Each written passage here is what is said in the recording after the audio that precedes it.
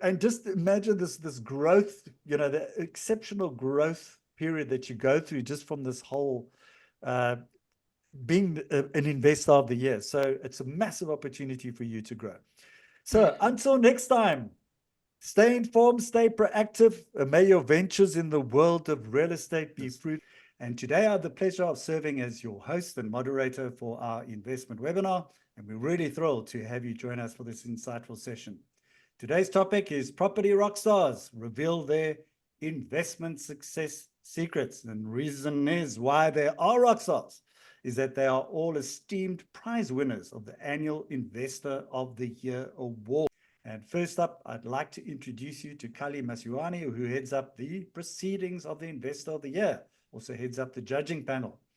And that's quite a job that you're doing there, Kali. And so wonderful having you here. And you just want to share with the audience as to what the Investor of the Year Awards is all about and how everybody can get involved. Yes. Thank you so much for that, Neil. And thank you, for inviting me. I want to say hello to all the viewers, and also please ask any questions you want for Investor of the Year Award. Yes. So Investor of the Year Award started in 2018 with an initiative by our CEO, Andrew Walker, who is the CEO of the SA Properties Investors Network. And he wanted to recognize and award and reward property investors doing phenomenal work in the property space in South Africa. And as such, this is our 4th year running. We're going to be, as you mentioned, at the Shepstone Gardens in Houghton. It's an exquisite venue. It's a black tie gala dinner event where you'll be rubbing shoulders with industry execs and CEOs, where we will crown the new Investor of the Year Award. It happens to be the most exclusive property award in the country, and I'm very proud of that. So you still have time to enter. Time for entries and at the 31st of July.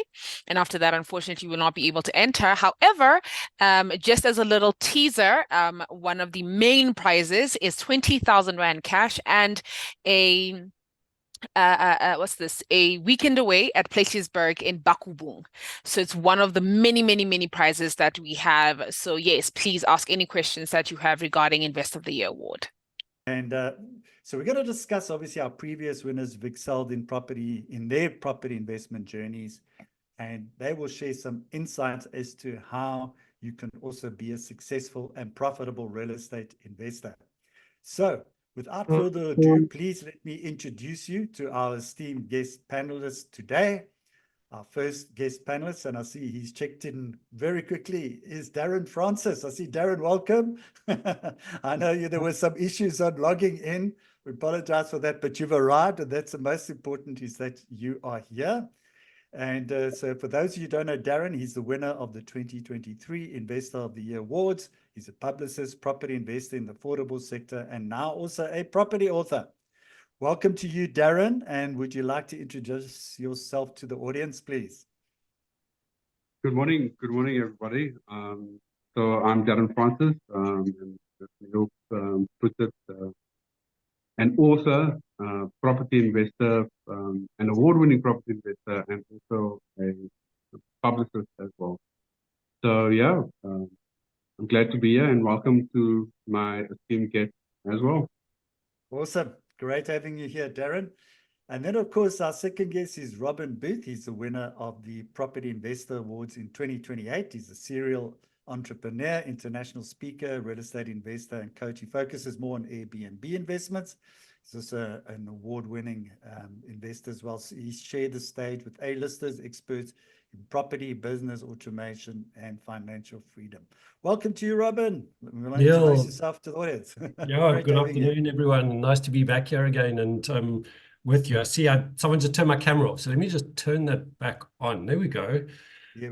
Yes, so really good to be here, and of course to share nuggets and insights to support any kind of investor out there, whether it is that you're starting and you're just so nervous for your first one, or whether you actually have a good number under your belt and looking to expand or looking for creative ways to unlock new strategies, whether it be student housing, multi-lets, normal buy-to-let, Airbnb, rent-to-rent Airbnb, buy-to-rent on Airbnb. I mean, there's such a wide range, and I've got them all under my belt. As you said, it's I've been around for a while, and I love exploring really creative strategies that everyone can use in all economic ranges, whether you're super wealthy and have big pockets or whether you're just starting and saying, I don't have the capital to put down for a big property. Well, there are other opportunities like we chatted, rent to rent, Airbnb.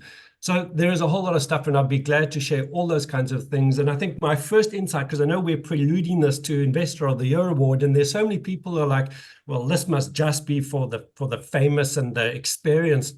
Totally contrary to that.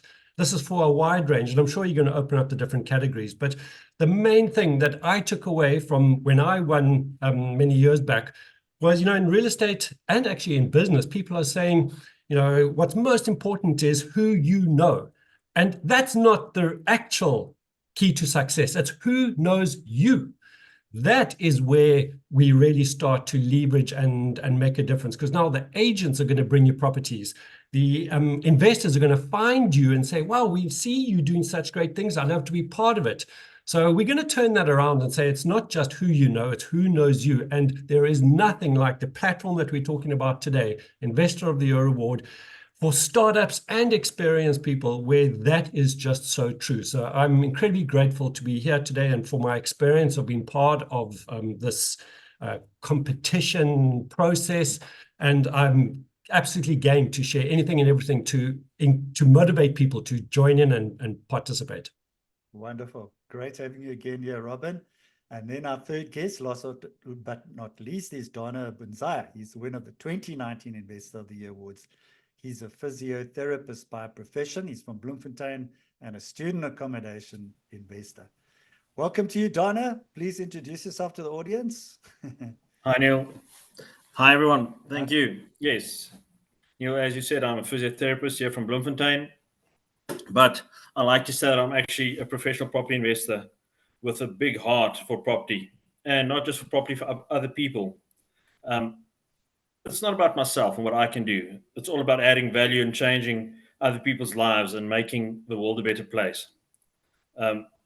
What Robin said, I'd like to add on, is that it isn't necessarily about who you know, but who knows you. And I must say that this competition really puts you in a position where you get some credibility and people are willing to listen to you and are willing to open up their pockets to join in investment. I don't think that people should be afraid or shy. They should really be willing to show their deals and participate in this, because it also forces you to grow and be able to look at your deals in different ways, so you're able to present your story. And coming back to you, Darren, let's talk about a little bit more technical stuff about strategies and that kind of stuff. So let's talk about what are the key factors or strategies that have contributed most to your success in real estate investment. I mean, maybe describe one of your more sort of memorable deals or projects that you think significantly impacted your investment career. You're probably on mute, Darren. Sorry. Coincidentally, I also read Rich Dad Poor Dad, and I support what Donna said.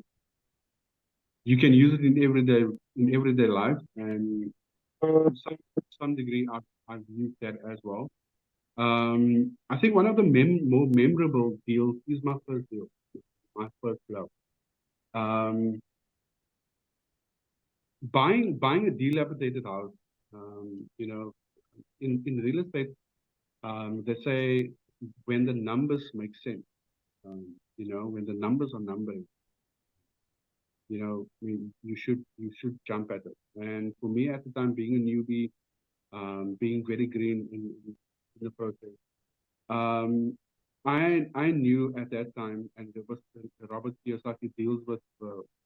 He talks a lot about cash flow, and makes mention of cash position. And I knew I needed to get to a point where, or choose which avenue I'm going to go. Am I going to grow my cash flow or my cash position? Now, being from the Cape Flats, I knew having access to money is something that's a challenge. And if I can work on that, having large sums of cash would be ideal. I knew the flipping strategy would work well for me, because you can get in, buy the property, use the bank's money or OPM, other people's money, and hopefully renovate and make some money out of that. And my first deal offered me that avenue, where I could get into a property quick and leave, but it wasn't as easy as I'm saying. There were evictions involved. There were horrifying stories about that particular building or house that I bought. The previous owner was murdered in that house. So it was a house of horrors. You could stand by the front door. I remember one of the Standard Bank valuators came to come and value that property, and he stood at the front door and he said, "This is not even a place for my dog to live." So you can imagine what that place looked like. But fortunately for us, I had a vision, and I had the determination to prove people wrong, and especially that valuator. And the funniest part about all of that was when we got ready to sell that property, the same valuator came out again. So the client, I'm not going to mention the bank, the clients were approved by a certain blue bank, and that same valuator came through. And he got out and he recognized me, and he's like, "Hey, I'm back at the same property." And he went in and he looked around and he stood in the kitchen, and he was pacing up and down. "Are you okay?" And he said, "Look, I know I was at this house. Is this the same house?" And he looked bewildered, and he's pacing, going into the rooms again, and he walks out, he goes, sits in his car. And I was like, "Oh God, I think this guy probably has flashbacks of the previous house." And he comes in again and he's like, "No, I have to look at the property one more time just to make sure that I'm not dreaming." So I asked him, "So what's happening?" He says, "No, I can't believe that I'm in the same building that I came to come and visit, where I told you it's not fit for a dog to live." And he told me, "You know what, I can't discuss price with you or disclose anything like that. But even if you ask way more than what you asked, I would have approved it because of what this house looks like today. I would never say this house was a house of horror." And for me, that was one of the standout things, and something encouraging, because I went on to basically rinse and repeat that thing, that particular strategy, and it changed a lot of people's lives. It literally, besides employing people, it changed my life as well, because like Robert described in his book, once you have large amounts of cash, you are able to access other things than that. In fact, more cash allowed me to access more debt. Wonderful. And that was one of the great things about that journey. Right. One man's meat is another man's poison, as they say. So you get a property and you actually saw the other side of it. So you saw the opportunity. So Robin, coming back to you now, and I'm going to ask you the same question: the key factors or strategies that have contributed most to your success, and maybe also one of your more memorable investment deals or projects that you think really sort of impacted you, took you to sort of next level. And I know you did share some already, but maybe just take us through that. So Neil, I mean, it's such a great segue to what I think every person, this isn't just the so-called property investor who wants to go out there and make money, but every person aspires to live in a better place. And the challenge often is, well, they can't afford to. And that was how I started my Airbnb journey. I'm a kite surfer. in Cape Town, if you want to kite surf, you either really need to be in the Blouberg side, or you perhaps are in the deep south in the Kommetjie side. And I'd been there, and I loved Blouberg, and I thought, well, that would be great. And I want to be at my computer, my working space, look out of my window on the beach, see if the wind is there, and if it's there, head out. But I couldn't afford to do that. And I tell the story that I thought, well, at least let me go look. Let me go look to see what I have to work so hard at my other job to be able to afford to live on the beach, even just renting. And we met with an agent, walked inside this beachfront 4-bedroom house. It was like, oh, nice views. And at that point, the agent had said, listen, we can only go in at a certain time because there are kite surfers who are renting it out for that 2-week period. And I said, like, well, what is this? How you mean the kite surfers come in, they rent out, and then that's it? And she said, yes. And I calculated, she told me how much those kite surfers were paying just for that 2-week period. And I said, listen, if I can do something similar, but I'll use Airbnb, then I can actually pay for this, because that extra income is going to subsidize my rental, and I can pay what I can, and then I'm going to use the difference to give the landlord what they want. I'm not even going to negotiate with the landlord. If they allow me to do this, then that's great. And the landlord said sure, because he was going to get his money. And in that first year, that's what we did. We just rented out the house in 2 weeks, and we went and lived somewhere else for that period of time. And then we thought, wow, this is actually really good. How about if we just rent the room in the house that faces the beach, and we just let the guests come in from the different entrance, so they don't come into our house or across our house. And we put it on Airbnb, just that room, like no kitchenette, just the room with an ensuite bathroom. And that room alone paid for 75% of the whole year's rent of the 4-bedroom house, which we would use 3 bedrooms because the guest would use the single one. When that penny dropped, and we had the whole house rented out over Christmas, which not only paid for the remaining 25% of the rent, but also paid for us to go overseas for that 2-week period that we were renting out the whole house, it was like living for free. So for someone listening to this, you don't have to be a property investor who's looking for a side hustle of money. You can live for free in an area that you cannot afford to if you're a clever strategic, whether it's a granny flat, it could be a room, it could be, you're converting a garage. One of my clients has converted a double garage into 2 separate Airbnb units, and that pays basically for a bond of a whole house. Like, for me, my mind just went, whoa, this is amazing. And I think it's along those lines. And of course, all those learnings, the first apartment we rented, like, okay, we got it. It was empty. We had to fork out 70,000 Rand back in those days to furnish it. And yes, we made our money back. And then we realized, well, why are we renting unfurnished apartments? Why don't we rent furnished apartments? Then we don't have to put down that extra cash. And then we were like hitting profits from day one. And it just, that whole mindset and understanding, and again, it's education, it's insights. It just was totally, riveting, the whole journey. And of course, anyone who's listening now can literally start that, as opposed to having to do 6 years of hard slog that I had to do to figure it out, and then you get going. And I mean, that's what excites me. I mean, people who are listening here could literally from next month be living in a new place, in a lovely place. It doesn't have to be a beachfront. It could be somewhere, in Joburg that you really like, I'm not familiar with all the fancy, Joburg places, but people are doing that all around. Whether it's actually here in Cape Town, Stellenbosch, got a lot who are living there and doing Airbnb. So it's super exciting that there's clever strategies out there. Whether you want to earn more money, whether you want to increase your asset portfolio, or you just want to live for free or live in a beautiful place and still pay the same amount of rent where you're living now. That's just a game changer. Wonderful. I think it's such great insight there, Robin, because I think you peaked once again. You've got everybody sort of looking up at the edge of their seat. I want that. I want to get into involved.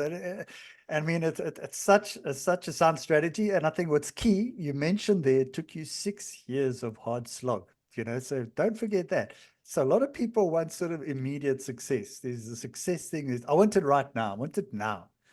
And but with the right education, you can get that now.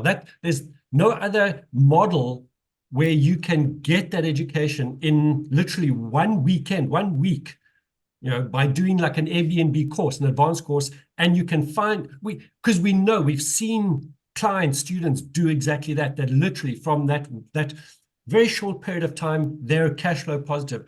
I don't know any other model, because all those other ones that it takes so long to transfer a property, let alone find the right one. This is a way different model. And of course, if someone says you're renting an apartment and it doesn't work, well, you trigger the Consumer Protection Act and you exit. You give them notice, I need to terminate early. There are ways that you can avoid paying penalties, which we share.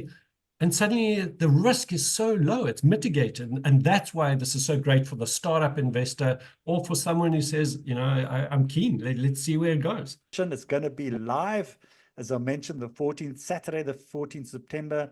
As Donna said, he encourages you to enter. I encourage you to enter as well. Kali, do you want to maybe just give them some more? Where do they enter? Is it still open? Where do they buy tickets again? Yes, everything is on the website. It is in the chat box, and I think you can also just put it in the chat box and the Q&A. You can still enter, but entries close at the 31st of July. It's going to be on the 14th of September in Houghton. We are still judging, so please, please, please enter. It doesn't matter, as Robin mentioned, it doesn't matter if you're a beginner, intermediate, or you're a big, a player in the game. Literally, properties for everybody, and that's what we try to show and reward. So go to all of our socials or to go to our website, which is www.investoroftheyearaward. Wonderful. Thanks for that, Kali. I'm excited. And that's going to be something really special. And I mean, I know we met few of the new investors. I was also very lucky to be on the judging panel this year. And I must say, I was really impressed by the quality of investors out there. Really, really, really incredible. So I really look forward to this year's awards as well. And so reminder, just on the Reside Summit, this is a live event which is happening in Johannesburg. There's the InvestorCon, which Andrew Walker, I'm sure, Kali, you're going to be there as well.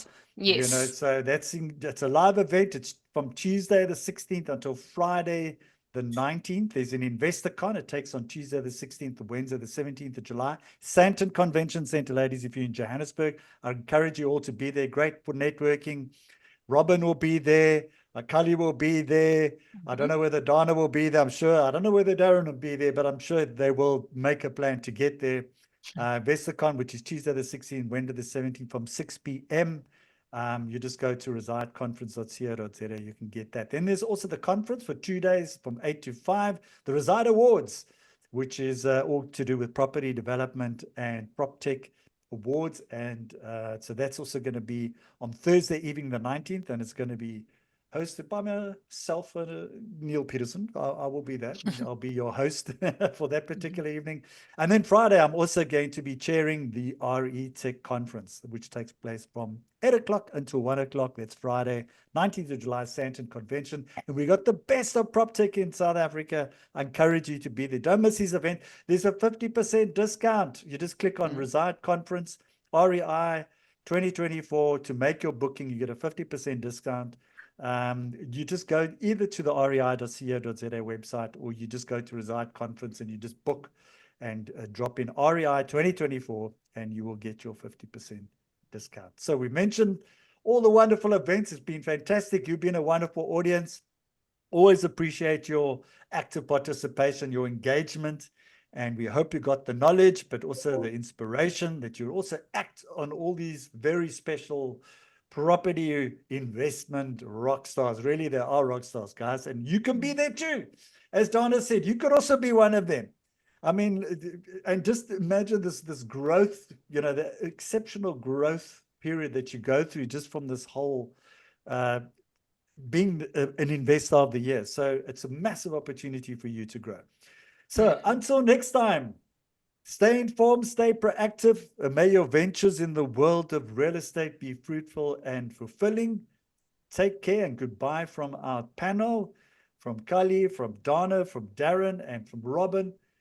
Take care and goodbye until next week. This is Neil Peterson of Real Estate Investor, along with our esteemed panelists, signing out. Until next week. Thank you, everybody. Thanks, Neil. Goodbye, everyone. Cheers, Thank you. everyone. Bye. Bye.